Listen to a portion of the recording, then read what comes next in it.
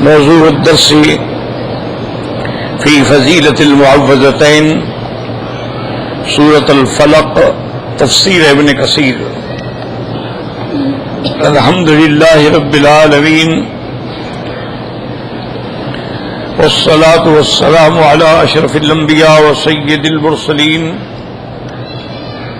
سيدنا محمد وعلى آله وأصحابه أجمعين. اللهم صل على سيدنا محمد وعلى آل سيدنا محمد كما صليت على إبراهيم وعلى آل إبراهيم في العالمين إنك حميد مجيد. أعوذ بالله من الشيطان الرجيم. بسم الله الرحمن الرحيم.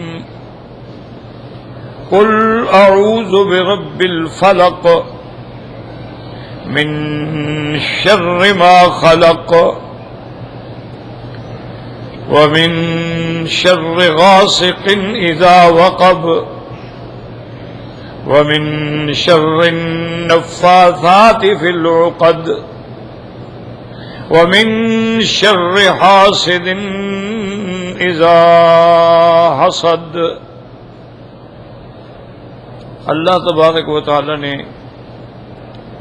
کلام مقدسہ کہ ان صورتوں میں جو سورۃ المعوذتین کے نام سے معروف ہیں اور جن کی اتنی بڑی شان ہے کہ حضرت مجاہد رحمۃ اللہ علیہ فرماتے ہیں کہ یہ تین ایسی صورتیں ہیں کہ ان جیسی صورتیں نہ تورات میں، نہ انجیل میں، نہ زبور میں اور نہ قرآن پاک میں. مانا معوذتین تعوذ میں، ورنہ تو قرآن میں اور بڑی نعمتیں ہیں.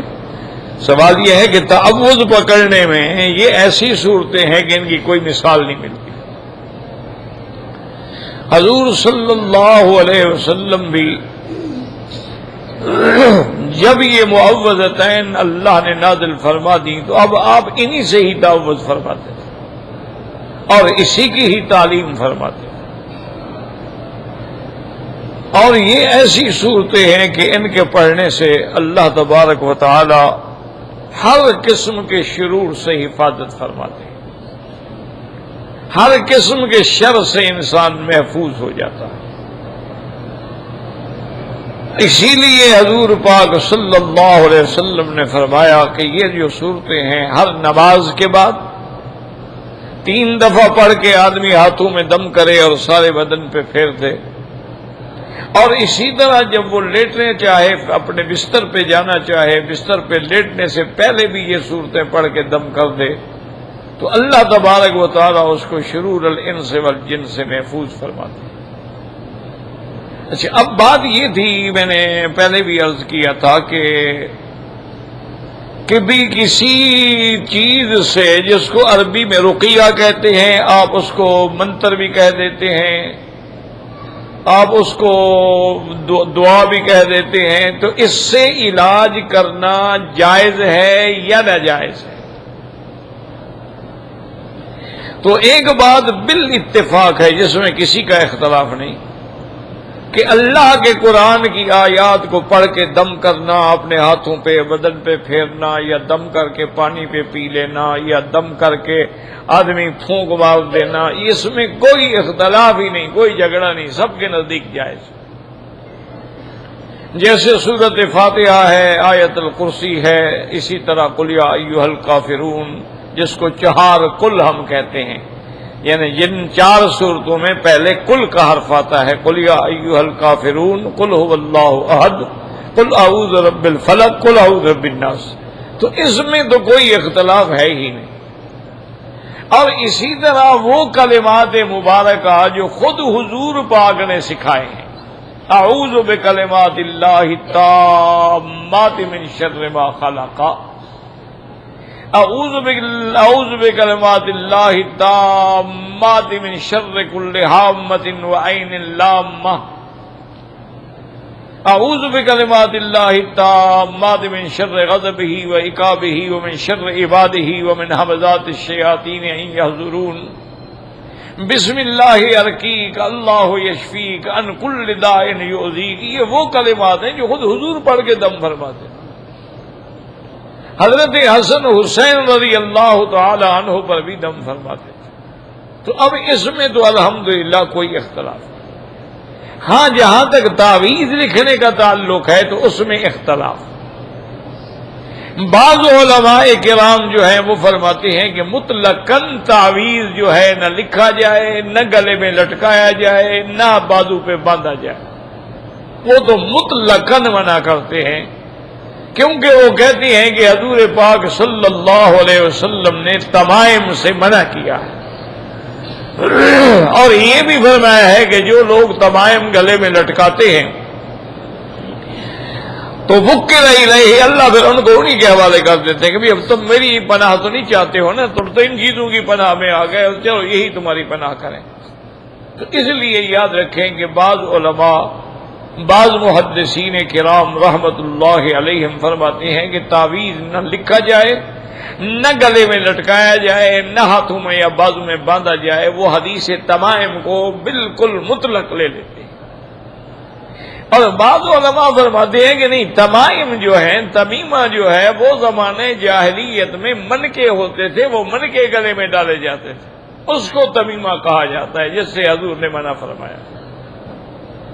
لیکن اگر کوئی آدمی قرآن کی آیت لکھ دیتا ہے، قرآن کی آیت لکھ کے دے دیتا ہے اور وہ اس کو تعویذ بنا لیتے ہیں، تو بعض ائمہ کرام اس کو اجازت دیتے ہیں، جائز سمجھتے ہیں کہ بھئی اصل بات وہی ہے کہ کیا کوئی غیر شرعی چیز تو نہیں ہے۔ اگر کوئی ایسا تعویذ ہے جو عبرانی میں ہے، سریانی میں ہے، ہندی میں ہے، سنسکرت میں ہے، جس کو ہم جانتے نہیں، وہ بالکل نہیں کرنا چاہیے۔ کیا پتا اس میں شرک ہو، کیا پتا اس میں شیطان سے مدد مانگی گئی ہو۔ اسی طرح بعض تعویذات ایسے ہوتے ہیں جو صرف لکیروں پہ مشتمل ہوتے ہیں، ان کا بھی پتہ نہیں لگتا کہ اس کا کیا مقصد ہے، کیونکہ دنیا نے علم الاعداد کے ذریعے سے ہر چیز کے عدد نکالے ہوئے ہیں۔ لیکن اگر قرآن کی آیت ہے اعوذ باللہ من الشیطان الرجیم بسم اللہ الرحمن الرحیم، آیت الکرسی، یا یہ 4 کل ہیں، یا اور قرآن پاک، چونکہ قرآن تو شفا ہے، وَنُنَزِّلُ مِنَ الْقُرْآنِ مَا هُوَ شِفَاءٌ وَرَحْمَةٌ لِّلْمُؤْمِنِينَ۔ تو جب یہ امراض روحانی کا علاج ہے تو امراض جسمانی تو معمولی بات ہے، تو اس لیے بعض علماء اس کی اجازت دیتے ہیں۔ اب یہ سورۃ الفلق ہے، تو اس میں اللہ تبارک و تعالی نے، یاد رکھیں کہ کسی جگہ تو اللہ فرماتے ہیں اس میں ذات سے اعوذ باللہ من الشیطان الرجیم، کہ جب قرآن پڑھیں تو پہلے اعوذ باللہ پڑھیں، تو وہاں لفظ اللہ ہے جو اس میں علم ہے، اس میں ذات ہے، اور یہاں اللہ تعالیٰ کا نام جو ہے وہ صفت ربوبیت کا اظہار ہے۔ اس کی وجہ علماء نے فرمایا کہ جب ہم قرآن پڑھتے ہیں تو ہم اپنے ایمان کی حفاظت کرتے ہیں، کیونکہ قرآن جو ہے وہ ہماری حیات ایمانی ہے، تو اس لیے وہاں اللہ کے نام سے پناہ پکڑی گئی، کیونکہ وہاں مقصد جو ہے ایمان کی زیادت ہے۔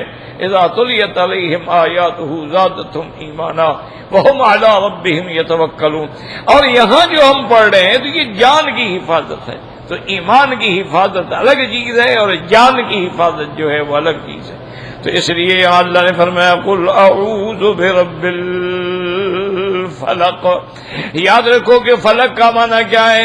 مفسرین فرماتی ہیں کہ فلق کا معنی صبح کا وقت ہے، قل اعوذ برب الفلق، جیسے اللہ فرماتے ہیں فالق الصباح، اندھیریوں میں سے صبح کو نکالنے والا، یہ اللہ تعالیٰ کی شان ہے۔ اب دیکھیں کہ کبھی رات ہے کبھی دن ہے، وَهُوَ الَّذِي جَعَلَ اللَّيْلَ وَالنَّهَارَ خِلْفَةً لِمَنْ أَرَادَ أَن يَذَّكَّرَ أَوْ أَرَادَ شُكُورًا۔ اللہ فرماتے ہیں ہم نے رات کو دن کا خلیفہ اور دن کو رات کا خلیفہ بنا دیا ہے، ایک بھی دوسرے کے پیچھے آنے والے۔ اور کبھی اللہ پاک فرماتے ہیں یولج اللیل فی النہار ویولج النہار فی اللیل، کبھی ہم رات کو دن میں داخل کر دیتے ہیں، دن بڑا ہو جاتا ہے، رات چھوٹی ہو جاتی ہے، اور کبھی ہم دن کو رات میں داخل کر دیتے ہیں، رات بڑی ہو جاتی ہے اور دن چھوٹا ہو جاتا ہے۔ اور ان سب میں جو افضل ترین وقت ہے وہ صبح کا وقت ہے، جس کے بارے میں اللہ تبارک و تعالی نے فرمایا ان قرآن الفجر کان مشہودا۔ اس لیے حضور صلی اللہ علیہ وسلم فرماتے تھے کہ صبح کی نماز سے پہلے جو 2 رکعت سنتیں ہیں، آپ نے فرمایا اپنے صحابہ سے کہ یہ 2 رکعتیں مجھے ساری دنیا کی بادشاہی سے بھی زیادہ عزیز ہیں۔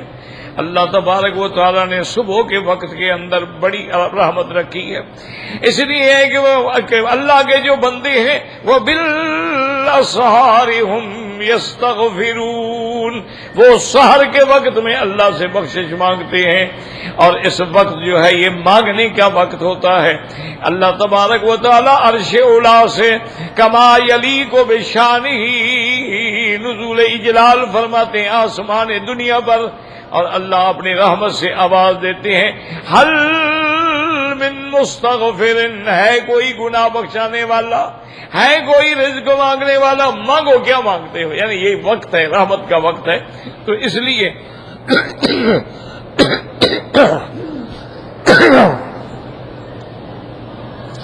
اللہ تبارک و تعالی نے فلک کا ذکر کیا، قل اعوذ برب الفلق، کہ یا اللہ میں پناہ پکڑتا ہوں اس رب سے جو صبح کا رب ہے، کیونکہ جب صبح آئے گی تو رات کا اندھیرا چھٹ جائے گا، ظلمت چھٹ جائے گی، تو اس لیے جو شیطانی اثرات ہیں وہ بھی مٹ جائیں گے۔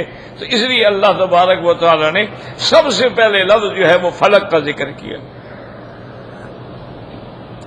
اور بعض مفسرین فرماتی ہیں کہ فلک کا معنی صرف صبح نہیں ہے، فلک کا معنی اصل میں ہے کسی چیز کو شک کر کے اس کے اندر سے نکالنا۔ تو وہ فرماتی ہے کہ یہ جو زمین سے کھیتیاں نکل رہی ہیں، درخت نکل رہے ہیں، یہ بھی تو سارا فلک ہے نا، یہ بھی اللہ تبارک و تعالی جیسے فالق الاسباح ہے، اسی طرح اللہ تبارک و تعالی فالق الحب والنوا ہے، کہ جب ہم دانہ زمین میں ڈالتے ہیں تو اس سے نکلتا ہے، یہ اللہ کی قدرت سے نکلتا ہے۔ ہماری تو کوئی طاقت نہیں ہے نا کہ ہم دانے کو جا کے مٹی میں ڈال دیں، لیکن وہ دانا پھر مٹی سے نکل آئے، تو نکالنے والا کون ہے؟ اللہ تبارک و تعالی۔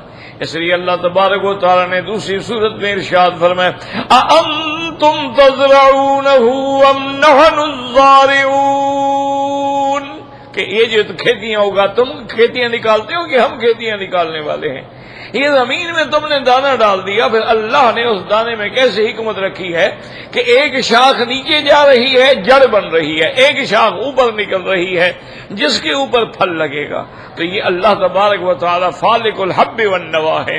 ایک گٹھڑی ہے، کھجور کی گٹھلی ہے، ہم زمین میں دبا دیتے، اسی سے کتنا بڑا کھجور کا تنا نکل آتا ہے، درخت نکل آتا ہے۔ تو اس طرح فالق الاصباح بھی اللہ کی ذات ہے، اور فالق الحب والنوا جو ہے وہ بھی اللہ کی ذات۔ تو اس لیے علماء نے فرمایا کہ اس مناسبت سے، کیونکہ اگر آدمی جادو میں، اگر آدمی سحر میں، اگر آدمی ان عملیات سفلیہ میں، عملیات شیطانیہ کے اندھیروں میں پڑا ہوا ہے، گھرا ہوا ہے، تو وہ بندہ بھی تو جکڑا ہوا ہوتا ہے۔ مسحور جو ایسے ہوتا ہے جیسے جکڑ دیا گیا، وہ اپنی طاقت سے کچھ کر ہی نہیں سکتا بیچارہ، نہ بیوی کے قابل، نہ کھانے کے قابل، نہ کام کے قابل، سحر سے باندھ دیا جاتا ہے۔ کیونکہ یاد رکھیں کہ سحر علم ہے، اس میں کوئی شک نہیں ہے کہ یہ شیطانی علم ہے، لیکن علم ہے اور سحر کا اثر ہوتا ہے۔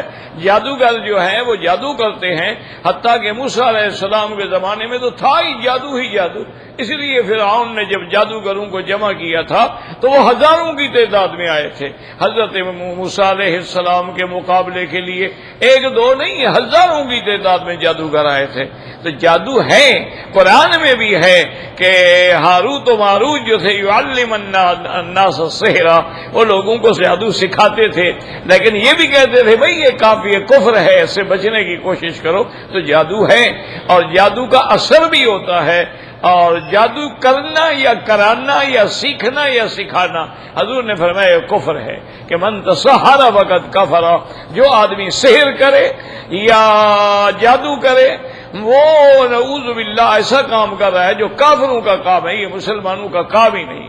اس لیے علم سحر کا سیکھنا بھی حرام، سکھانا بھی حرام، اس کا پڑھنا بھی حرام اور اس کا پڑھانا بھی حرام۔ ہاں البتہ علماء نے ایک اختلاف کیا ہے کہ بھئی اگر ایک آدمی اس لیے جادو سیکھتا ہے کہ میں جادو کا توڑ کر سکوں تو کیا جائز ہے کہ نہیں ہے؟ تو بعض علماء کہتے ہیں اس کو توڑنے کے لیے جائز ہے، لیکن جمہور یہی کہتے ہیں، ائمہ اربعہ یہ کہتے ہیں کہ کسی حال میں بھی جادو جائز نہیں ہے۔ توڑنے کے لیے اللہ کا قرآن موجود ہے تو ہم پھر سحر کا سہارا کیوں لیں؟ اللہ تبارک و تعالیٰ کا قرآن ہمارے پاس موجود ہے، اور جادو کے توڑنے کے لیے سب سے بڑی نعمت جو ہے وہ سورۃ البقرہ ہے۔ یاد رکھیں کہ سورۃ البقرہ کی تلاوت جو ہے جس گھر میں بھی ہوتی ہے تو انشاءاللہ وہاں شیطان کا اثر نہیں ہوتا ہے۔ اور سورۃ البقرہ تلاوت کریں، پانی پہ دم کریں، تیل پہ دم کر کے اس کو مالش کروائیں، غسل کروائیں، پانی گھر کے کونوں میں ڈالیں اور گھر کے اندر ہر وقت سورۃ البقرہ پڑھی جائے تو انشاءاللہ سب جادو، جنات، شیاطین سب نکل جاتے ہیں۔ ورنہ جن بھی حق ہے اور جادو بھی حق ہے، جنات کا وجود بھی حق ہے، اور یہ بھی حق ہے کہ جنات انسانوں کو نقصان پہنچاتے ہیں، اور جنات جو ہیں یہ بھی ثابت ہے کتابوں میں کہ جنات کے جو مرد ہیں وہ مسلمان یعنی انسانوں کی عورتوں پہ بھی عاشق ہو جاتے ہیں، اور کبھی ان کی عورتیں جو ہیں وہ ہمارے مردوں پر بھی عاشق ہو جاتی ہیں۔ تو یہ واقعات جو ہے حقائق ہیں، اسی لیے علماء نے کتاب لکھی ہے احکام المرجان فی احکام الجان، تو اس کے اندر انہوں نے بڑے بڑے واقعات لکھے ہیں کہ جنات نے کیسے کیا کیسے کیا کیسے کیا۔ تو یہ حقیقت ہے، اور جنات کو اللہ نے بڑی طاقتیں دی ہیں، وہ اپنی شکل بھی بدل لیتے ہیں، اور وہ تھوڑے سے وقت میں بہت طویل سفر بھی کر لیتے ہیں، اور وہ بڑے سے بڑا بوجھ بھی اٹھا لیتے ہیں۔ اسی لیے جیسے قرآن میں موجود ہے، حضرت سلیمان علیہ السلام نے فرمایا تھا ایکم یاتینی بعرشہا قبل ان یاتونی مسلمین، کون میری جماعت میں ایسا بندہ ہے جو ملکہ کے آنے سے پہلے اس کا تخت اٹھا کے لے آئے؟ تخت تھا یمن میں اور حضرت منگوا رہے ہیں شام میں، یعنی 2 مہینے کا سفر ہے۔ قال عفریت من الجن انا آتیک بہ قبل ان تقوم من مقامک، جن جو سرکشتہ عفریت نے کہا حضرت اجازت دے دیں تو جتنی دیر آپ کی یہ مجلس ہے نا، گھنٹہ 1.5 گھنٹہ، اتنی دیر میں وہ لے آؤں گا۔ تو معنی یہ ہے کہ جنات کے اندر بھی ایسی ایسی اثرات ہوتے ہیں اور ایسی ایسی ان میں قوات بھی ہوتی ہیں، اور اسی طرح سحر میں بھی ہوتی ہے، اور یہ تو صحیح بخاری اور مسلم کی حدیثوں سے ثابت ہے کہ میرے مدنی سرکار پہ رحمت دو جہاں صلی اللہ علیہ وسلم پر بھی جادو کیا گیا، اور آپ پر جادو کا اثر ہوا باقاعدہ، لیکن وہ جادو کا اثر جو تھا اس کا تعلق دین سے نہیں تھا، دین کے امور میں کچھ نہیں ہوتا تھا، صرف یہ تھا کہ آپ کی طبیعت منقبض ہو گئی، کھانے کو جی نہیں کرتا تھا، اپنی بیوی سے بات کرنے کو جی نہیں کرتا تھا، اور کبھی کھا لیا تو کھا لیا، نہیں کھایا تو نہیں کھایا، یہ اثرات ہوئے تھے، ورنہ نماز ہے، تبلیغ ہے، قرآن ہے، دین، اس میں کوئی اثر نہیں ہوا۔ پھر اللہ نے یہی صورتیں نازل فرمائیں اور حضور صلی اللہ علیہ وسلم کو فرشتوں کے ذریعے خبر دی کہ آپ کے خلاف جو جادو ہے وہ لبید ابن الاعصم یہودی نے کیا ہے، اور مقام ذروان کے کنویں کے اندر وہ موجود ہے، جب نکالا گیا تو جادو ختم ہو گیا۔ اس لیے اللہ پاک نے فرمایا میرے مدنی کہیں کہ پناہ پکڑیں، قل اعوذ برب فلق، صبح کا، اور بعض علماء نے فرمایا صبح کے وقت کی ایک حکمت ہے کہ جتنا آدمی بیمار ہو، تکلیف میں ہو، جب صبح کا وقت ہوتا ہے تو طبیعت کے اندر کچھ اس کے اندر یعنی خفت آتی ہے، کوئی طبیعت بہتر ہوتی ہے۔ بعض لوگوں نے تو ایک روایت بھی لکھی ہے، وہ روایات اسرائیلیہ ہے جس کا آدمی اعتبار تو نہیں کر سکتا، صرف معلومات کی حد تک علماء اس کو لے لیتے ہیں کہ یوسف علیہ السلام کو جب کنویں میں پھینکا گیا تو آپ بڑے پریشان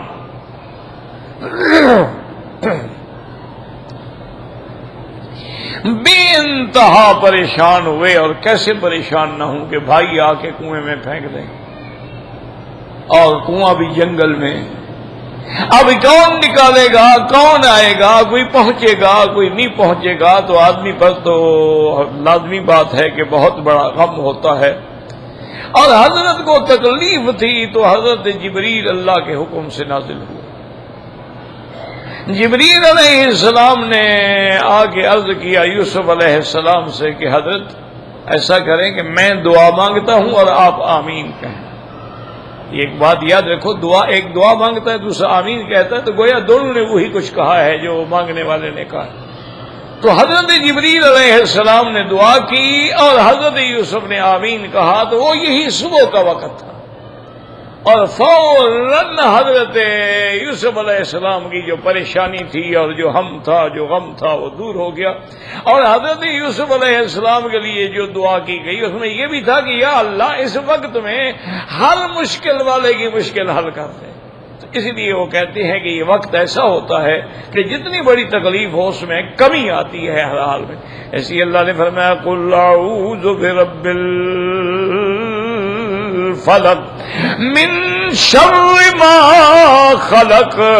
یاد رکھو یہ لفظ عام ہے، تمام مخلوقات کے شر سے اللہ پناہ عطا فرما دے. تمام مخلوقات کے شر سے مراد یہ ہوتا ہے کہ وہ مخلوق جو شر والی ہے. مخلوقات میں تو خیر والے بھی تو ہے نا، لیکن مخلوق کیونکہ یہاں تعوذ ہے اور پناہ ہمیشہ شریر چیزوں سے پکڑی جاتی ہے. پناہ جو پکڑی جاتی ہے تو شریر سے، شرور الانس والجن سے پکڑی جاتی ہے. تو یہاں بھی وہی مراد ہے من شر ما خلق. یا اللہ تیری مخلوقات میں جو چیزیں شر پہنچانے والی ہیں، ایذا پہنچانے والی ہیں، حیوانات ہیں، اسی طرح حیات ہیں، اسی طرح جنگل کے درندے ہیں جو انسان کو تکلیف پہنچاتے ہیں. تو ایک لفظ میں سب سے پناہ ہو گئی کہ قل اعوذ برب الفلق من شر ما خلق. اور بعض علماء فرماتی ہیں کہ اس سے مراد ابلیس ہے. اس سے مراد اللہ ہمیں ابلیس کے شر سے نجات عطا فرما. وہ کہتے ہیں اس کی وجہ یہ ہے کہ اللہ کی مخلوق میں سب سے بڑا شر جو ہے وہ تو ابلیس ہے. سب سے بڑا شر جس میں خیر ہے ہی نہیں. دیکھو نا جی، انسان ہو یا جن ہو، اس میں اگر شر ہے تو کوئی خیر بھی ہوتی ہے. دیکھیں نا بہت سارے انسان ہیں ان میں شر ہے لیکن خیر بھی ہے، بھلائی بھی ہے، دونوں چیزیں جمع ہوتی. اور اسی طرح علماء نے لکھا ہے کہ خیر محض یعنی صرف خیر ہو اور شر نہ ہو یہ جنت ہے. کہ جب آدمی جنت میں اللہ کی رحمت سے جائیں گے تو وہاں خیر ہی خیر ہے، شر ہے ہی نہیں. اور شر محض جو ہے وہ جہنم ہے کہ وہاں خیر کا گزر ہی نہیں ہے، کہ وہاں ہر چیز جو ہے وہ شر ہے. اور دنیا جو ہے اس میں خیر بھی ہے اور شر بھی ہے، یعنی اس کے اندر دونوں چیزیں ہیں، خیر بھی اور شر بھی. تو بعض علماء نے فرمایا کہ اس سے مراد یہ ہے کہ اللہ تبارک و تعالی نے بتلایا کہ من شر ما خلق، ابلیس سے بنا مانگو. اور بعض علماء یہی فرماتے ہیں کہ مخلوقات موذیہ، وہ مخلوقات جو ایذا دینے والی ہیں، ان سب سے پناہ ہو گئی. یعنی ایک لفظ کے اندر ساری چیزیں جو ہیں اس کے اندر داخل ہو گئی. قل اعوذ برب الفلق من شر ما خلق. اور یہ بھی یاد رکھیں کہ اللہ تبارک و تعالی ہی دراصل خالق الخیر والشر ہیں. یاد رکھیں خیر کو بھی اللہ نے پیدا کیا اور شر کو بھی اللہ نے پیدا کیا. یہ بڑا کافروں کا عقیدہ ہے. وہ کہتے ہیں دو خدا ہیں، ایک یزدان ہے اور ایک اہرمن ہے، کہ خیر کے پیدا کرنے والا جو ہے وہ تو یزدان ہے اور شر کے پیدا کرنے والا جو ہے وہ اہرمن ہے. لیکن یہ غلط عقیدہ ہے. ہر چیز کے پیدا کرنے والا اللہ ہے. نؤمن بالقدر خیرہ وشرہ من اللہ تعالی والبعث بعد الموت. کہ ہمارا ایمان ہے، خیر ہے تو اسی کی طرف سے ہے، شر ہے تو اسی کی طرف سے ہے، دکھ ہے تو اسی کی طرف سے ہے، سکھ ہے تو اسی کی طرف سے ہے، ظلمات ہیں تو اسی کی طرف سے ہے، روشنی ہے تو اسی کی طرف سے ہے. اور یہ اللہ تعالیٰ کی حکمت ہے کہ اگر دو چیزیں نہ ہوں تو پھر کسی چیز کی قدر نہیں ہوگی. یاد رکھو لازماً ضدین ہوں گی تو قدر ہوگی. مثلا اب رات ہی رات ہے، پھر دن کی کیا قدر ہے؟ یا دن ہی دن ہو تو پھر رات کی کیا قدر ہے؟ اچھا بیماری ہی بیماری ہے تو پھر صحت کی کیا قدر ہے؟ صحت ہو لیکن بیماری نہ آئے تو پھر صحت کی کیا قدر ہے؟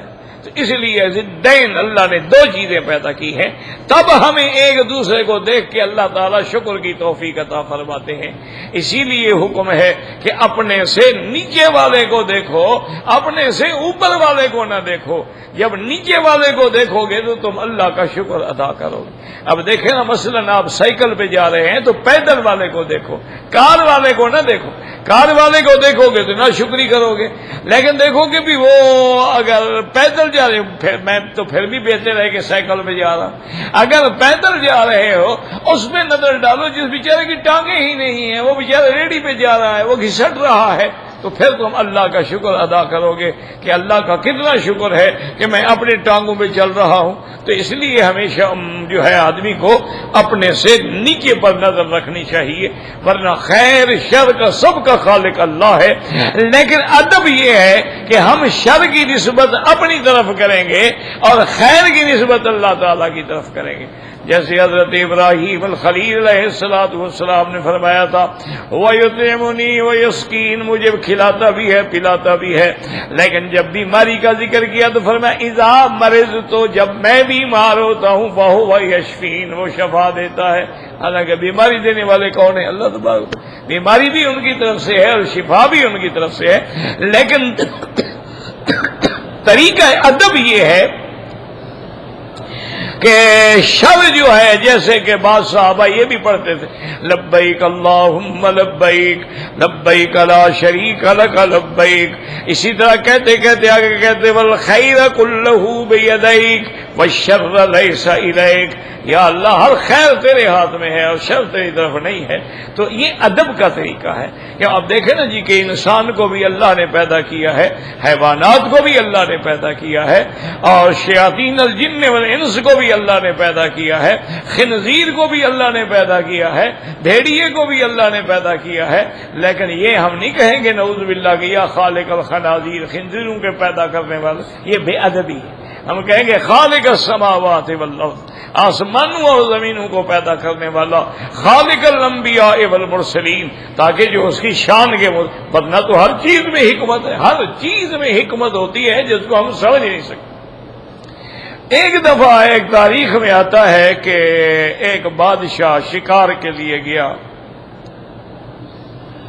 تو شکار کرنے کے بعد وہ کسی دریا کے کنارے پہ بیٹھے ہوئے تھے، سستا رہے تھے، ذرا دم لے رہے تھے، آرام کر رہے تھے۔ ایک کیڑا ہوتا ہے نعوذ باللہ، اللہ معاف کرے، گندا سا ہوتا ہے جو گندگی اپنے اوپر اٹھا کے چلتا ہے، اس کے اوپر گویا گندگی ہوتی ہے اور چل رہا ہوں۔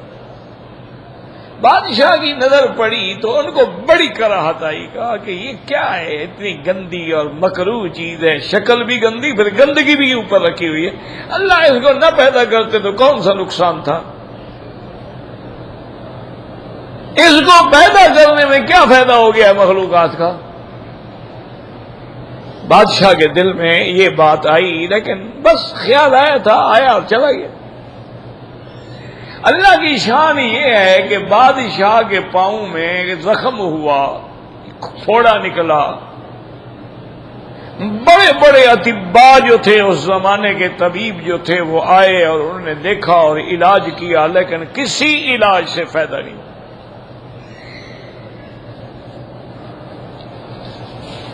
بادشاہ بہت تنگ آ گئے کہ میں جوتا نہیں پہن سکتا، میں چل نہیں سکتا، تو ان کو پتہ لگا کسی کی خاص طبیب کا کہ فلاں ملک میں ایک طبیب ہے، جراح ہے، جو ان چیزوں کا علاج کرتا ہے۔ بادشاہ تھا، حکم دیا لے آؤ، بھی لے آئے۔ اس نے دیکھا اور نے کہا بادشاہ صاحب یہ ٹھیک ہو جائے گا۔ وہ طبیب سمجھدار تھا نا، اس نے بادشاہ کے آگے نہیں بتلایا کہ بھی میں کیا علاج کروں گا۔ باہر آ کر اس نے وزیروں کو اور جو بادشاہ کے خدمت گزار تھے ان کو کہا کہ بھئی کسی دریا کے کنارے، ندی کے کنارے جائیں، ایسے ایک کیڑا ہوتا ہے جو گندگی اٹھا کے چلتا ہے، وہ 2-4 پکڑ کے لے آئے۔ وہ تو بادشاہ تھا نا جی، وہ تو سارے خادم بھاگ پڑے، کوئی کدھر کوئی کدھر کوئی کدھر کوئی کدھر، وہ تو شام سے پہلے اتنے سے پکڑ کے لے آئے۔ اس نے ان کو لیا اور اسی کو کاٹ پھاٹ کے اس سے اس نے مرہم تیار کیا اور بادشاہ کو دیا، بادشاہ نے لگایا تو پہلے دن لگانے سے افادہ ہونا شروع ہو گیا، 4-5 دن کے بعد تو بالکل زخم ختم ہو۔ بادشاہ نے کہا بھی ہم آپ کو انعام دیں گے، لیکن یہ کون سی چیز ہے؟ اس نے کہا بادشاہ سلامت، میں نے جان کر نہیں بتایا، اگر بتا دیتا تو آپ لگاتے ہی نہ گندی دوا۔ انہوں نے کہا نہیں اب تو خیر میں ٹھیک ہو گیا نا، اب بتائیں تو صحیح ہے کہ وہ کیا ہے۔ تو اس نے وہی چیز منگا کے انہوں نے کہا جی یہ ہے کیڑا، اس کیڑے سے آپ کی مرہم بنی ہے۔ تو بادشاہ کو بات یاد آئی، انہوں نے کہا یا اللہ میری توبہ ہے، میں نے آپ کی مخلوق پہ اعتراض کیا تھا، واقعی آپ خالق المخلوقات ہیں اور ہر چیز کے پیدا کرنے میں حکمت ہے۔ کہا یا اللہ میں نے بڑی غلطی کی، میں نے بڑا غلط سوچا تھا کہ کیوں پیدا کیا، اب نکل آیا نا کہ وجہ کیا ہے پیدا کرنے کی۔ تو ہر چیز بظاہر اگر شر بھی ہو اس کے اندر بھی ایک خیر ہوتی۔ اس کی ایک مثال جو ہے ہمارے بزرگوں نے لکھی ہے کہ یوں دیکھو کہ آگ جو ہے کتنی بری چیز ہے، اللہ معاف کرے، کسی ایک جگہ تھوڑی سی آگ ڈال دو، گھر کے گھر جل جائیں گے، دکانیں جل جائیں گی، فیکٹریاں جل جائیں گی، آگ ہے۔ لیکن یہاں اس میں شر کا مادہ ہے، خیر کا بھی تو مادہ ہے نا۔ اگر آگ نہ ہو تو آپ کھانا کیسے پکائیں گے؟ اگر آگ کی گرمی نہ ہو تو آپ کی گاڑیاں اور فیکٹریاں اور آپ کی مشینری کیسے چلے گی؟ تو ایک جانب سے اگر اس میں شر ہے تو دوسری جانب سے اس کے اندر خیر بھی تو ہے نا، کہ اللہ تبارک و تعالی نے۔ اب نتیجہ یہ نکلا، علماء نے بڑی باریک بینی سے ایک بات کی ہے اولیاء اللہ نے، انہوں نے کہا یوں سمجھو اللہ نے ہر چیز جو پیدا کی ہے وہ شر نہیں ہے، اس کا استعمال جو ہے وہ شر ہے۔ اگر ہم اس کو غلط استعمال کریں گے وہ شر بن جائے گی، اگر ہم اس کو صحیح استعمال کریں گے تو وہ خیر بن جائے گی۔ چیز وہی ہے لیکن اس کا استعمال ہے۔ اب آپ دیکھیں نا جی، آج کل یہ جو آپ کے ٹیلی فون آ گئے ہیں، موبائل آ گئے ہیں، یہ بڑے بڑے آئی پیڈ آ گئے ہیں، ایسی چیزیں آ گئی ہیں، ان میں دنیا جہان کی خباثت ہے۔ لیپ ٹاپ آ گئے ہیں، دنیا جہان کی بد کرداری کا یہ مرکز ہے۔ لیکن اب خیر بھی آ گئی ہے کہ اب مکتبہ شامل آئے، یعنی 6000 دین کی کتابیں بھی اس میں آ گئی۔ اب آپ نے کوئی کتاب دیکھنی ہو آپ کو ڈھونڈنے کی ضرورت نہیں ہے، بس آپ جناب ہاتھ مارے کتاب آگے آ گئی۔ اب یہ جب نئے یہ کیسٹ چلے تھے، یہ اپنا ٹیپ ریکارڈر چلے تھے، تو یہی سمجھا جاتا تھا بھی دیکھو یار اور فتنہ آ گیا، گانے اور گانے اور گانے۔ اب انہی کے ذریعے اللہ نے دین کا کتنا بڑا کام لے لیا ہے کہ ساری علماء کی تقریریں کیسٹوں میں ہیں، سی ڈی میں ہیں، ساری دنیا میں جا رہی ہیں۔ تو ایک جانب میں اگر اس کے شر ہے تو خیر کا پہلو بھی تو ہے نا۔ اب اسی لیے یاد رکھیں، علماء نے فرمایا ہے کہ جیسے اللہ نے انسان میں قوت حیوانیہ رکھی ہے، شہوانیہ رکھی ہے، اگر یہ قوت ہی نہ ہو تو شادی کیوں کرے گا؟ اگر یہ قوت ہی نہ ہو تو آگے توالد و تناسل کیسے ہوگا، اولاد کیسے پیدا ہوگی؟ اچھا، اور اگر یہ قوت ہے لیکن اس نے غلط جگہ استعمال کی ہے تو اب زنا ہے، اب اس پہ حد لگے گی۔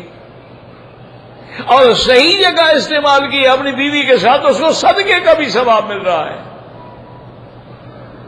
یعنی علماء نے اتنا لکھا ہے کہ آدمی اپنی بیوی کے ساتھ بیٹھ کے ہنسی مذاق کر رہا ہے، کھیل رہے ہیں، یہ ہو رہے ہیں، وہ کہتے ہیں نفل پڑھنے سے بھی زیادہ ثواب ہے۔ انہوں نے کہا نفل پڑھنے سے تو درجات بلند ہوں گے، لیکن میاں بیوی کے پیار سے وہ جہنم سے بچیں گے، وہ بھی گناہ سے بچے گی، یہ بھی گناہ سے بچے گا۔ تو اسی لیے ہمیشہ یاد رکھیں کہ اللہ تعالی کی چیزیں جو ہیں وہ اس کی حکمتیں ہیں، اس لیے حکم ہے عزیز الحکیم۔ عزیز بھی وہ ہے جس پہ کوئی غالب نہیں، اور حکیم بھی وہ ہے کہ فعل الحکیم لا یخلو عن الحکمت، اس کا ہر کام جو ہے اس کے اندر حکمت ہے۔ ہر کام کے اندر حکمت ہے اللہ تبارک و تعالی نے. اس لیے باقی یاد رکھیں کہ تعوذ کا معنی یہ ہے کہ ہم ان چیزوں سے پناہ مانگیں گے جو شر ہیں اللہ کی مخلوقات میں. اب شرور جو ہے ظاہری بھی ہے باطنی بھی ہے، تو ایک لفظ کے اندر سارے شرور آ گئے. ایسے اللہ نے فرمایا قل اعوذ برب الفلق من شر ما خلق، سب کچھ آ گیا اس کے اندر. اس لیے علماء نے فرمایا نے جمیع المخلوقات المؤذیہ، تمام مخلوقات جو ایذا پہنچانے والی ہے اس کی سے شر پناہ مانگی جائے. اسی طرح حضور پاک بھی دعا ہے اعوذ بکلمات اللہ التامات کلھا من شر ما خلق. تو وہاں حضور پاک نے بھی یہ دعا مانگی ہے. تو آدمی کو تو ان صورتوں کے ایک ایک لفظ میں غور کرنا چاہیے. وَمِن شَرِّ غَاسِقٍ اِذَا وَقَبَ، اللہ نے فرمایا میرے محبوب پناہ مانگیں اس اندھیرے سے جب اندھیرا چھا جاتا ہے. کہ جب اندھیرا جب اب ہاتھ کو ہاتھ ہی نظر نہیں آ رہا. اب اندھیرے کے اندر دیکھیں کتنے نقصان ہیں. اندھیرا ہوگی، آپ کو گھر اپنے گھر میں بیٹھے ہیں بجلی بند ہو جائے تو کئی دفعہ بندے کو دروازہ اپنے گھر کا دروازہ بھی نہیں ملتا، ٹکرے مار رہا ہوتا ہے دیواروں سے، پھر ہاتھ لگا کے اندھوں کی طرح ڈھونڈ رہا ہوتا ہے. تو اندھیرا ایک ایسی بلا ہے، اندھیرا ظلمت جو ہے ایسی چیز ہے، یہ ظلمت عقیدے میں آ جائے تو بندہ مشرک بن گیا. یہ ظلمت جو ہے اعمال میں آ جائے تو بندہ بدعت میں پڑ گیا. اور یہ ظلمت جو ہے آدمی کے ظاہری معمولات میں آ جائے تو بندہ بیکار ہو گیا. چلنے کا بھی کدھر جائے، اندھیرا ہے، اندھیرے میں کہاں جائے، کہاں ٹھوکریں کھائے، اس کو پتہ ہی نہیں لگ رہا مشرق کی طرح، مغرب کی طرح، شمال کی طرح، جنوب کی طرح. تو اندھیرا ایک ایسی چیز. اچھا اب اسی کو دیکھو کہ اندھیرا من وجہ نعمت بھی ہے. اندھیرا نہ ہو تو ہمیں نیند کیسے آئے؟ اندھیرا اگر نہ ہو، دیکھا نہیں آپ لوگ جو دنیا میں دن میں سونے کے عادی ہیں، انہوں نے باقاعدہ دروازوں پہ پردے اور کھڑکیوں پہ پردے لگائے ہوئے، پردے کھینچ دیں گے، بجلی بند کر دیں گے، اندھیرا ہو جائے گا کمرے میں. تو گویا وہ رات کا ماحول پیدا کرتے ہیں کہ بھی اندھیرا ہو گیا ہے. تو اندھیرا جو ہے ہمارے لیے آرام بھی ہے.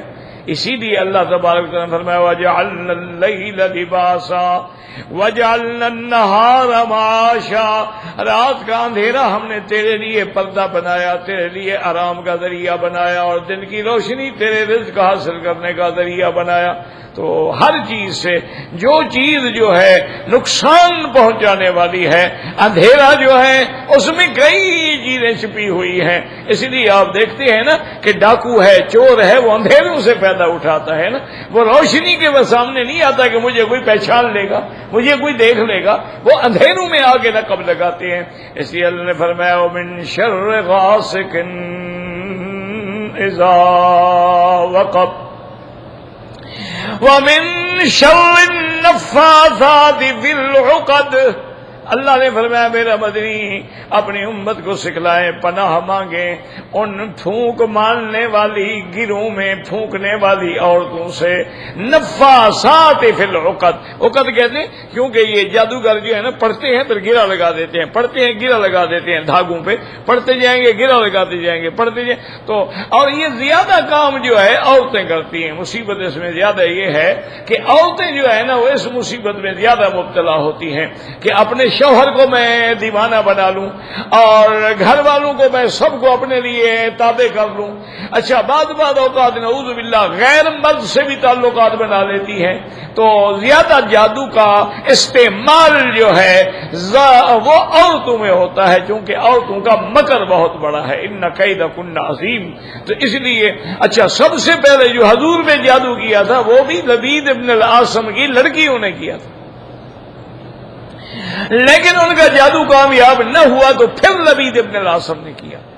تو اس لیے اللہ نے فرمایا من شر النفاسات فی العقد ومن شر حاسد اذا حسد. یاد رکھو حسد کا کیا معنی؟ حسد کا معنی ہوتا ہے کہ آدمی یہ تمنا کرے کہ یہ نعمت جو اس بندے کے پاس ہے اس سے چھن جائے اور مجھے مل جائے. یہ حسد ہے، یہ حرام. یاد رکھو اچھا اس کی اچھی گاڑی دیکھی، کہا یار اس کے بعد بڑی اچھی گاڑی ہے، یہ مجھے مل جائے، ایسے چھن جائے، یا اس سے جل گیا، اچھا اس کا اچھا یار ایکسیڈنٹ ہی ہو جائے، کہیں خام خواہ دیکھو کیسی گاڑی پہ اکڑ اکڑ کے پھر رہا، یہ حسد حرام ہے۔ اس لیے حکم ہے کہ لا تحاسدوا ولا تباغضوا ولا تدابروا وكونوا عباد اللہ اخوانا۔ حضور صلی اللہ علیہ وسلم نے حسد نہ کیا کرو، اور یاد رکھیں کہ حسد جو ہے نا، دراصل یہ تقدیر کے فیصلے کا بھی انکار ہے کہ اللہ نے اگر اس کو خوبصورت بنایا ہے، تم کس بات کا حسد کر رہے ہو؟ اللہ نے اس کو غنی بنایا ہے تو اللہ کی تقدیر پہ اعتراض کر رہے ہو کہ کیوں غنی بنایا، مجھے کیوں فقیر بنا دیا ہے؟ یہ اس کی حکمتیں ہیں۔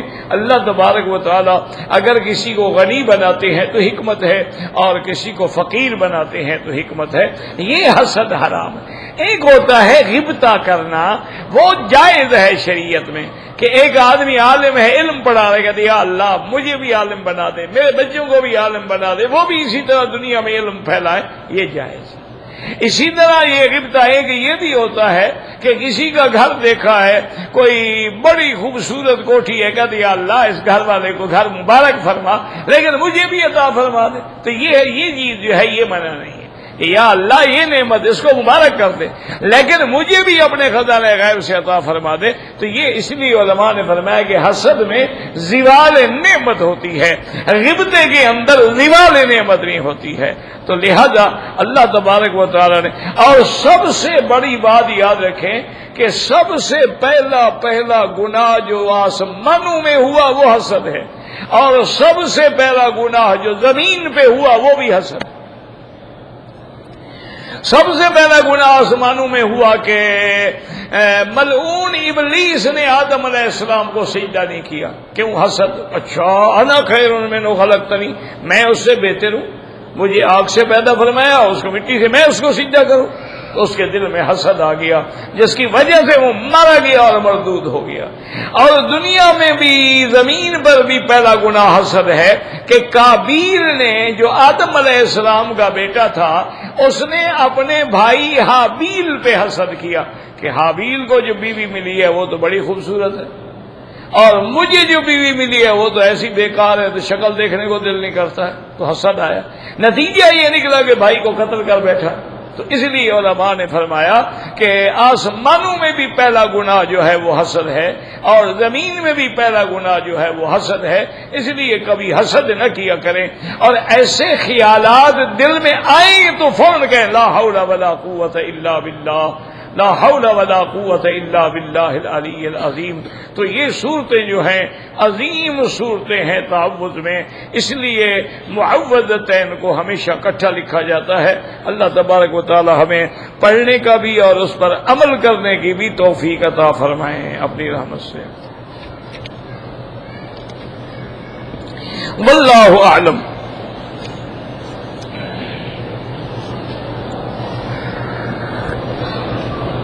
کہتے جی کہ میری دادی فوت ہو گئی ہے، اللہ مغفرت فرمائے، دعا کریں کہ جتنے مسلمان فوت ہو گئے اللہ سب کی قبروں پر اپنی رحمتیں نازل فرمائیں اور ان کی قبروں کو باغ جنت بنائیں۔ انگلیوں میں انگوٹھا ڈالنا، انگوٹھا پتہ نہیں کیا انگوٹھا، اچھا انگوٹھی، میں نے کہا انگوٹھا کوئی مذکر ہے، انگوٹھی مؤنث ہے، کیا پتہ لگے۔ انگوٹھا تو اس کو کہتے ہیں بھائی، انگوٹھی اس کو کہتے ہیں، پر لکھنے والے بھی تو بادشاہ ہیں نا جی۔ بہرحال انگوٹھی پہننا مرد کے لیے جائز ہے، شرط یہ ہے کہ وہ چاندی کی ہو اور سونے کی نہ ہو، سونے کی ہو تو حرام ہے۔ اس انگوٹھی میں اگر اس نے کوئی نگینہ پہنا ہوا ہے، کوئی بھی نگینہ ہو، چاہے وہ قیمتی سے قیمتی الماس کیوں نہ ہو، ہیرا کیوں نہ ہو، زمرد ہے، یاقوت ہے، نیلم ہے، اور جو بھی ہے وہ جائز ہے، عقیق ہے وہ جائز ہے۔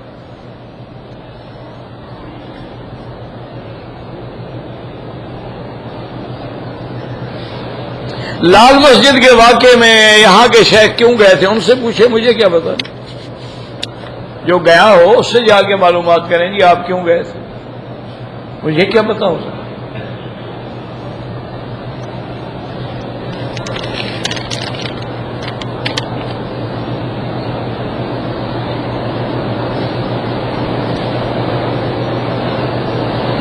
کہتے ہیں جی کہ میں جس مسجد میں امام ہوں وہاں کچھ لوگ ہیں جو بدعت کرتے ہیں، انگوٹھے چومتے ہیں، ان کو کیسے نصیحت کروں؟ اگر کوئی امام مغرب کی نماز 2 رکعت پر سلام پھیر دے تو لازمی بات ہے پیچھے والے بتا دیں، وہ اٹھ کے رکعت پوری کرے، سجدہ صاحب بھی کرے۔ اچھا، جہاں تک میرا بھائی یہ ہے نا کہ ان کو کیسے سمجھائیں، ان کو علماء کی تقریریں سنائیں، ان کو آپ نہ کریں، دوسرے علماء کی صحبت میں لے جائیں۔ اور تیسری بات یہ ہے کہ جو آدمی ایک کام کرتا ہے مدعی وہ ہے، وہ ثابت کرے بھی انگوٹھے چومنا اس حدیث میں ثابت ہے، ہم کیوں ثابت کریں؟ ہمیں کیا تکلیف ہے؟ ہم تو کہتے ہیں بدعت ہے، ناجائز ہے۔ جو کر رہا ہے یہ اس کی ذمہ داری ہے کہ ہمیں دکھائے کہ جناب یہ حدیث مبارک ہے، حضور نے حکم دیا ہے انگوٹھے چومو، پھر ہم بھی عمل کریں گے۔ یہ ہماری ذمہ داری تو نہیں ہے۔ ہم تو جو کرتے ہیں وہ ہم دکھلاتے ہیں کہ یا ایھا الذین آمنوا صلوا علیہ وسلموا تسلیما، ایمان والو میرے مدنی پہ صلاۃ و سلام، اللہم صل علی سیدنا محمد وبارک وسلم، درود بھیجو۔ اللہ کا یہ حکم ہے، اور میرے مدنی پاک نے بھی یہی حکم دیا کہ من صلی علیہ واحدۃ، جو شخص مجھ پہ ایک دفعہ درود پڑھتا ہے اللہ اس پہ 10 رحمتیں نازل فرماتا ہے۔ تو حضور نے کسی جگہ یہ نہیں فرمایا جو ایک دفعہ انگوٹھے چومتا ہے اس پر 10 دفعہ رحمت آتی ہے۔ تو ہمارے پاس تو قرآن بھی موجود ہے، حدیث بھی موجود ہے، لیکن اس کے باوجود جو حضرات کرتے ہیں ان کو چاہیے کہ ثبوت دیں۔ ہمیں کیا ضرورت ہے ثبوت دینے کی؟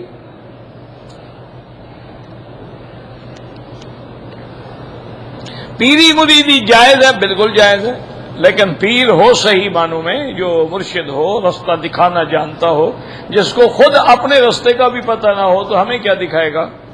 مرشد کا معنی ہی یہی ہوتا ہے ارشاد، صحیح راستے پہ چلانے والا، صراط الذین انعمت علیہم۔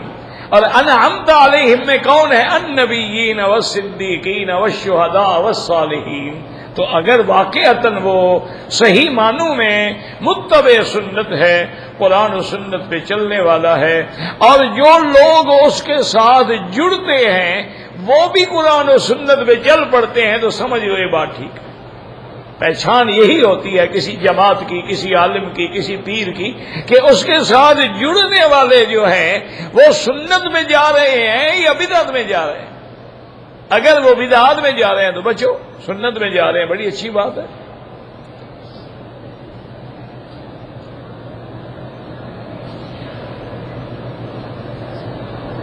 یعنی عباد الرحمن الذین یمشون علی الارض ہونا، یعنی تکبر کر کے اکڑ کے نہیں چلتے کہ زمین پہ پاؤں مار کے چلیں، نرمی سے چلتے ہیں، تواضع سے چلتے ہیں۔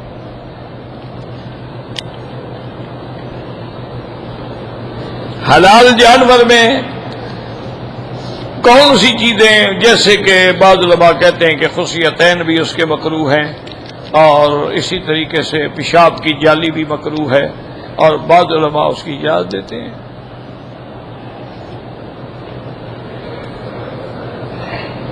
میرے دکان پر بہت سارے لوگ چیزیں چھوڑ دیتے ہیں، ٹوپی وغیرہ واپس لینے نہیں آتے، تو ان چیزوں کو غریبوں کو دے دو،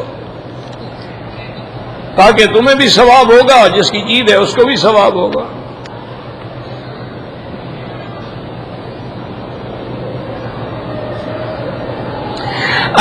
جو آپ نے جمعہ کی سنتیں پڑھنی ہیں وہ زوال کے بعد ہیں، زوال کے بعد پہلے وہ تو اعلان کے لیے اذان ہوتی ہے، وہ نماز پڑھنے کے لیے نہیں ہوتی ہے، وہ تو اعلان کے لیے ہوتی ہے کہ تیاری کی جائے، کیونکہ حضور کے زمانے میں تو ایک اذان تھی نا، ممبر پہ آگے بیٹھتے اور مؤذن کھڑا ہو کے اذان کہتے، صرف ایک اذان تھی۔ اس کی وجہ یہ ہے کہ وہ تو لوگ جو ہیں وہ تو ماشاءاللہ صبح سے مسجد میں بیٹھے ہوئے ہوتے تھے، ان کے لیے تو مشکل ہی کوئی نہیں تھی۔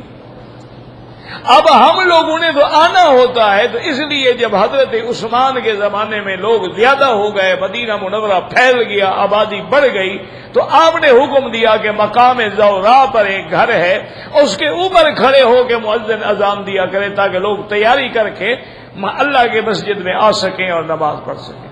اور اس کو خلیفہ راشد کی سنت ہے، اور پھر کسی صحابی نے اعتراض بھی نہیں کیا، تمام صحابہ اس پہ متفق ہو گئے، تو اس لیے 2 اذانیں آ گئی۔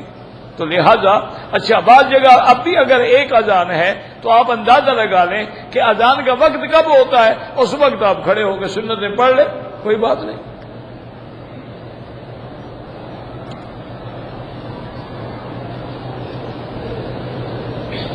کہتے جی کہ بغیر رفع یدین کے، میرا بھائی کوئی دنیا کی حدیث کی کوئی کتاب دیکھ لو، ترمذی شریف ہے، نسائی ہے، جتنی حدیث کی سنن کی کتابیں ہیں ان کو دیکھ لیں، ان میں ایک باب ہوگا رفع یدین کرنے کا، 7 باب ہوگا نہ کرنے کا۔ تو انہوں نے عدل کیا، دونوں حدیثیں جمع فرما دی ہیں۔ اس لیے جو کرتے ہیں ان پر اعتراض نہ کرو، اور جو نہیں کرتے ان پر پہ حدیث رسول اللہ صلی اللہ علیہ وسلم۔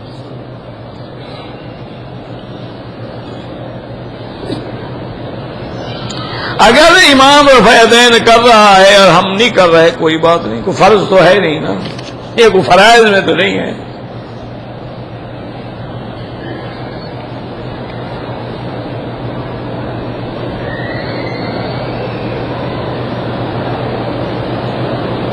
ہم پاکستان سے آئے ڈیوٹی کے لیے ہیں، لیکن عمرے کا بھی ارادہ تھا، تو پھر آپ کا احرام سامان میں چلا گیا ہینڈ بیگ سے، تو یہ آپ کی غلطی ہے، پھر عمرہ بھی کریں، ایک دم بھی ادا کریں۔ اگر ارادہ تھا عمرے کا، عمرہ نہیں کیا آپ نے، یا تو ڈیوٹی کے لیے آ رہے تھے، عمرے کی نیت ہی نہ کرتے، آپ ارادہ ہی نہ کرتے، پھر تو بچ جاتے۔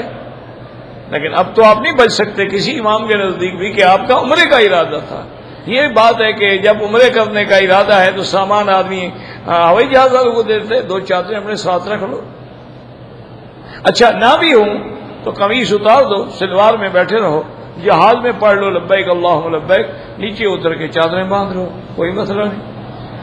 اگر آدمی کے پاس احرام نہ بھی ہو کوئی حرج نہیں، قمیص اتار لو، بنین اتار لو، سب کچھ، سلوار میں بیٹھے رہو اور اسی میں نیت کر لو لبیک اللہم لبیک لبیک بعمرۃ، اور جب جدے اترو تو اپنا سامان جب مل جائے چادریں باندھ لو۔ کرنا چاہو تو کوئی مشکل نہیں، بہانے بناؤ تو بہت ہے۔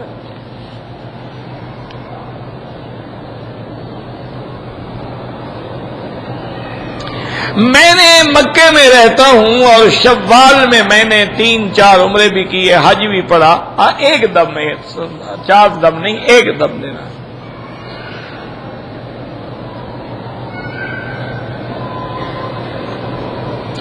قربانی کا جانور لائے، اس کے پیٹ میں بچہ تھا، ہو گئی قربانی، کوئی بات نہیں، کوئی ایسا مسئلہ نہیں۔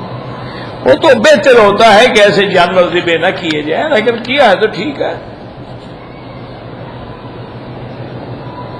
اگر بلڈنگوں پر جو بڑے بڑے ٹاور ہیں اس سے اگر حرم کی صفیں نظر آتی ہیں تو نماز ہو جاتی ہے۔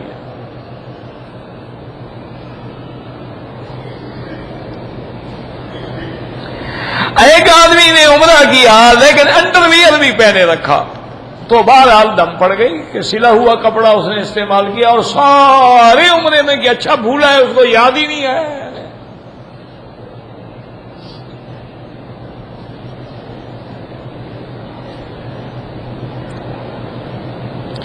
طواف کے وقت میں جو لوگ نماز کی صفیں بنا کے بیٹھ جاتے ہیں ان کے آگے گزرنا طواف والوں کو جائز ہے، کوئی منع نہیں۔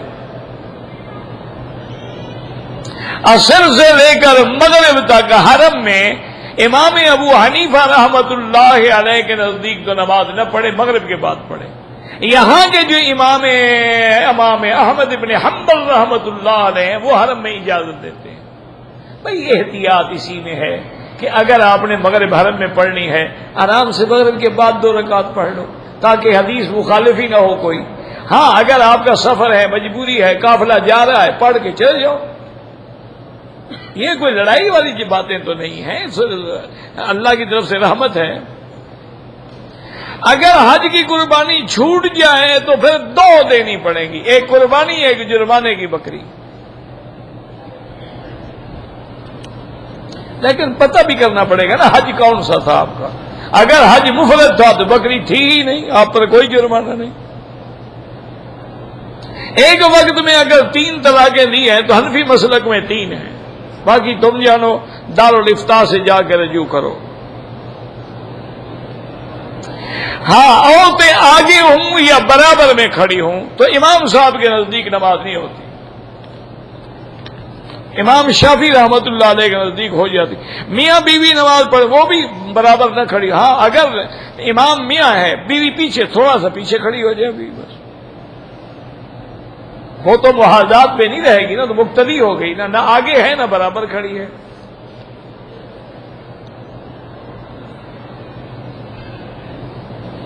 اگر عورت کو 14 دن کے بعد پھر خون شروع ہو گیا ہے تو بیماری ہے، وہ حیض نہیں ہے، نماز پڑھے سب کچھ کرے۔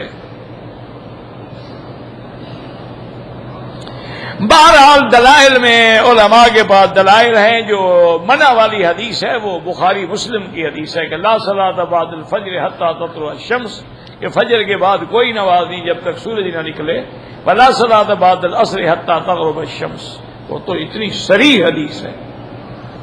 اور جو اجازت والی حدیث ہے وہ معلول ہے، لیکن ہم کسی پہ اعتراض نہیں کرتے الحمدللہ۔ اگر کسی آدمی نے ہجرت کی ہے کہ میں ہجرت کر کے آ گیا ہوں، فتح مکہ کے بعد تو ہجرت ہے ہی نہیں، تو کیسے ہجرت کر کے آ گیا؟ اب گھر جانا جناب ضرور جائیں جناب، کوئی ہجرت نہیں ہے۔ خواب میں نے بیت المقدس دیکھا، اچھی بات ہے، دعا کرو اللہ کرے مسلمانوں کو مل جائے۔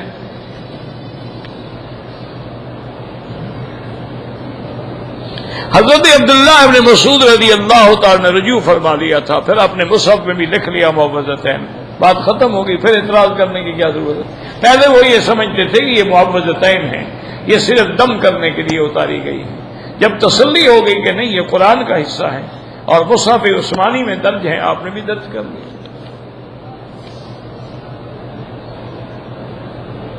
حالت احرام میں نے سو گیا، پاؤں پہ بھی کپڑا آ گیا، کچھ نہیں ہوتا۔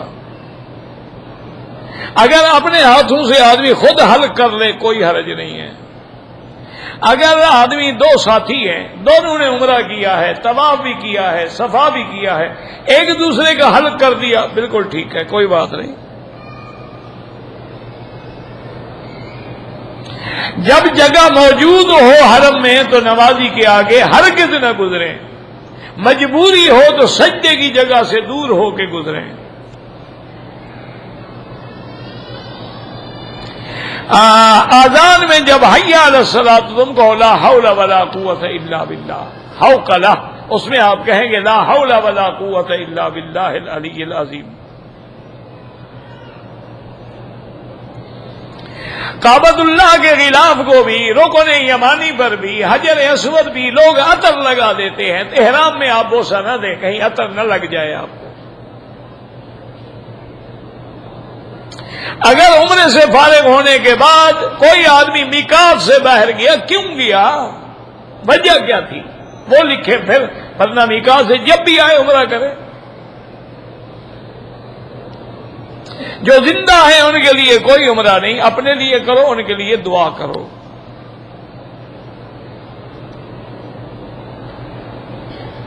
اگر ہم مسجد عائشہ سے احرام باندھ کے عمرہ کریں، بالکل عمرہ ہے، جیرانہ سے کریں، مسجد عائشہ سے کریں، حدیبیہ سے کریں، عرفات یعنی حد حرم کے باہر جا کے احرام باندھیں، عمرہ ہے، جائز ہے، لیکن مکے میں رہتے ہوئے زیادہ سے زیادہ طواف پہ زور لگائیں، طواف زیادہ بہتر ہے اور افضل ہے۔ واللہ اعلم۔ ربنا تقبل منا انك انت السميع العليم وتب علينا انك انت التواب الرحيم۔ اللهم اجعل لنا وللمسلمين من كل هم فرجا، اللهم اجعل لنا والمسلمين من كل هم فرجا ومن كل ضيق مخرجا ومن كل بلاء عافية۔ اللهم لا تجعل مصيبتنا في ديننا ولا تجعل الدنيا أكبر همنا ولا مبلغ علمنا۔ اللهم لا تسلط علينا بذنوبنا من لا يخافك فينا ولا يرحمنا۔ اللهم اشفنا واشف مرضانا وارحم موتانا واستجب دعاءنا ولا تخيب رجاءنا برحمتك يا ارحم الراحمين یا ارحم الراحمین۔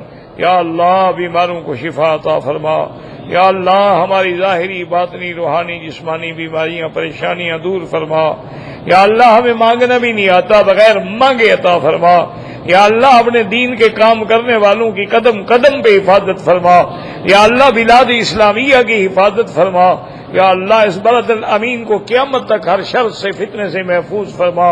ربنا تقبل منا انك انت السميع العليم وتب علينا انك انت التواب الرحيم. ربنا آتنا في الدنيا حسنة وفي الآخرة حسنة وقنا عذاب النار. صلی اللہ تعالی علی خیر خلقہ سیدنا محمد وآلہ وصحبہ اجمعین. اللہم صلی علی سیدنا محمد وبارک وسلم علیہ.